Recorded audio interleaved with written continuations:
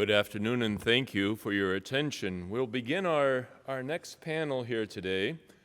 It's entitled The Moscow Patriarchate and the Russian World, or Ruski Mir. So we're going to expand, in a sense, our understanding and look a little bit deeper into what exactly is this broader worldview. For our opening panelists today, we'll have Dr. Anatoly Babinsky of the Ukrainian Catholic University. He's a senior lecturer and research fellow at the Institute of Church History at the Ukrainian Catholic University in Lviv. His research explores the history of the Ukrainian Greek Catholic Church in the 20th century, Ukrainian churches in the diaspora, and the Vatican's Ostpolitik.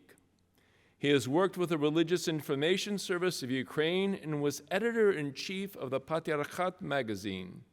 He also studied at the Metropolitan Andrew Sheptytsky Institute of Eastern Christian Studies, currently at the University of Toronto, and held a postdoctoral position at the University of Notre Dame from 2023 to 2024.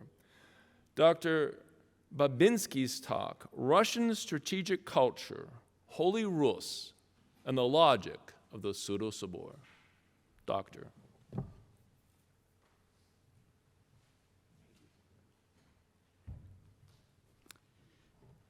Thank you, Father Mark. It's an honor for me to be here and to speak to you and to present my paper. I would, because the first panel was devoted to the mechanism of Pseudo-Sobor and the mechanism of survival of the underground church. Now I would like to step back a little bit and to look on the broader picture. And also to make some connections with the contemporary situation and the contemporary persecutions on the occupied territories of Ukraine. But I would like to start with something familiar to the American audience. About 10 years ago, I read Rod Dreher's The Benedict Option. I read it with a genuine interest. The book provoked lively debate, and rightly so. It asked serious questions about how Christians can sustain authentic community in a post-Christian society. But as I read it, and then Dreher's and other writings, I noticed something that struck me as more than a curiosity. When he turned to Eastern Europe for examples of faithful witness under the pressure, and he did turn there, he passed over in complete silence the Ukrainian Greek Catholic Church. This is not a minor omission, in my view. The Ukrainian Greek Catholic Church was for 4 decades the largest illegal religious body in the world. It was a parallel community that maintained sacramental life, episcopal succession, theological formation, and pastoral care entirely underground, in conditions of active Soviet persecution. Its bishops spent years in Gulag, its priests were arrested, tortured, and killed. Its faithful practiced their faith in private homes and forest clearings. There is no more vivid modern example of what it looks like to actually build and sustain Benedict Option, a counter-cultural community of faith that refuses to surrender its identity to a totalitarian state. And yet, Dreher and many Western conservatives seemed far more sympathetic to the very institution that had persecuted the Greek Catholic Church, the Russian Orthodox Church. They admired it for its cultural conservatism, its aesthetic of icons and incense, long beards, and its supposed resistance to Western liberalism. They were captivated by the Holy Rus rhetoric, failing to see its instrumental role in suppressing the religious freedom of others. They sought a shield against secularism while failing to recognize a sword of the state. This blind spot is not merely an intellectual curiosity about one American writer. It points to something more structural, a habit of reading Eastern European religious history through the categories that the dominant institution in that history preferred to supply. When the most powerful church in a region is also the one that shaped the narrative and cultivated the Western interlocutors, its victims tend to become footnotes. Their history or their story was lost not through hate, but through silence. We talk to those who show up at the table. But while the Moscow Patriarchate was building international ties, the Greek Catholics weren't at the table. They were in the catacombs, not in ecumenical dialogue rooms. The cost of that filtering, however, was not merely historiographical. Ideas have consequences, and the ideas that went unexamined did not simply fade. They were being carefully tended, developed, and eventually weaponized. The same institution that swallowed the Greek Catholics in 1946 spent the last 30 years building the semi-religious ideological justification for a new war against Ukraine and religious freedom, as the situation on the occupied territory shows. To understand how religious institution becomes a weapon of such lethal efficiency, I propose to step outside the bounds of conventional church history. To see the full picture, let me now turn to a concept of strategic culture. The concept traces its origin to the field of American security studies and Sovietology. It emerged from a simple but consequential observation. States do not behave like abstract rational actors. They act according to deep cultural patterns, accumulated historical experience, geographical anxieties, inherited institutional habits that persist across regimes and ideologies. Strategy in this view is culture. You cannot separate strategic choices from the cultural code of those who make them, any more than you can separate a language from the civilization that produced it. As Jack Snyder noted, strategic culture is a result of a long-term socialization. It creates a perceptual lens through which the world is interpreted. Applied to Russia, the argument runs as follows. Several structural constants recur regardless of who holds power.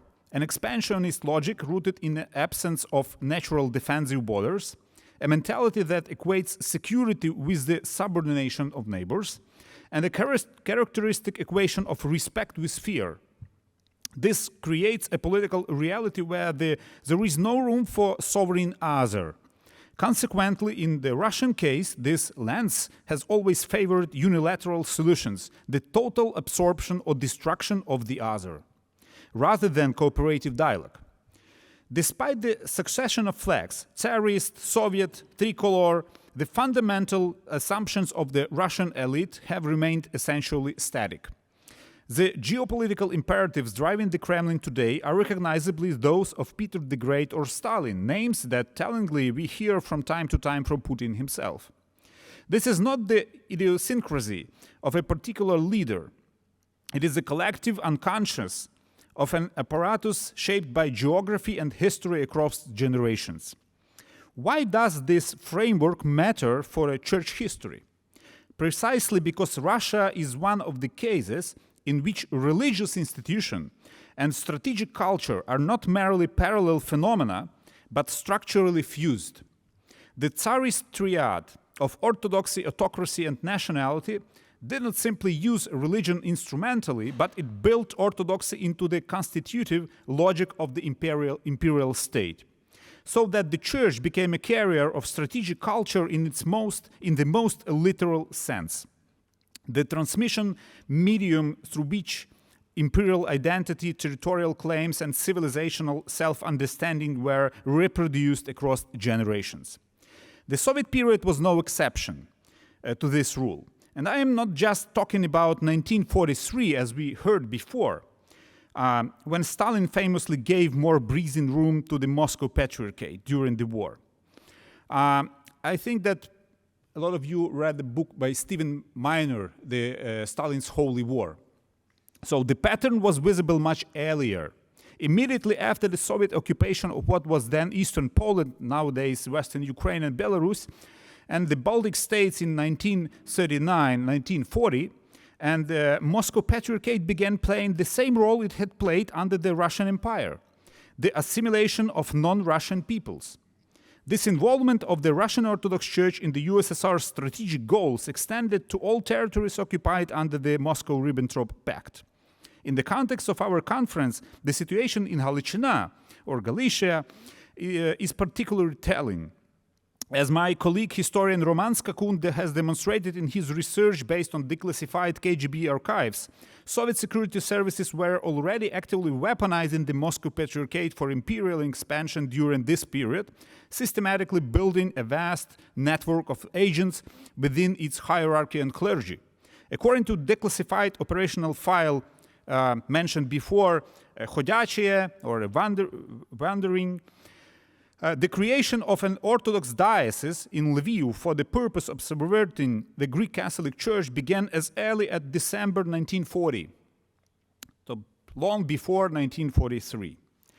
To implement this plan, Soviet intelligence utilized not only a handful of Russophile Greek Catholic priests, but high-ranking Orthodox clergy acting as agents. A key figure was Archbishop Nikolai Yarushevich, operating under the code name Pravoslavny. On January 11, 1941, in Moscow, a formal plan was approved for the activation of Orthodox churchmen in the struggle to annex Uniates to the Orthodox Church. So even before the Great Patriotic War officially began for the USSR, the Church was being revived not just as a religious institution, but as an instrument of imperial expansion. This was a clear manifestation of continuity. The state had changed its ideology, but its strategic logic and its methods of religious assimilation remained identical. One crucial point must be emphasized here. Contrary to the Soviet propaganda, which later justified the repression of Ukrainian Greek Catholics by accusing them of collaboration with Nazism, the plan to liquidate Greek Catholic structures was conceived before Nazi occupation. In fact, it was developed while the Soviet Union was an ally of Nazi Germany. To see the full picture, I think it's worth taking another step back. When Russian imperial forces occupied Halachina in 1914, the Moscow Patriarchate immediately launched an intensive campaign to bring Greek Catholics into Orthodoxy by persuasion where possible, by administrative pressure where necessary. A generation later, under the wholly different ideological flag, the same logic repeated with the same institution actors, Orthodox hierarchs as agents of absorption, the Greek Catholic Church as a primary target, and the security apparatus as an operational backbone. The ideology had changed, the strategic grammar had not.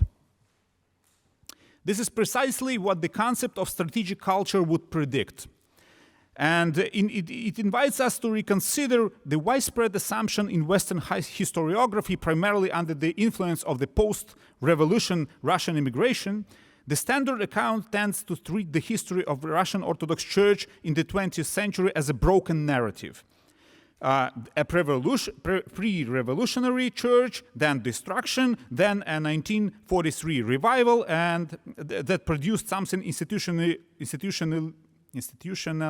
new, a compromised structure that bore little resemblance to its predecessor. From that perspective, the Russian Orthodox Church's collaboration with Soviet power looks like a rupture, an aberration, a church that had been captured and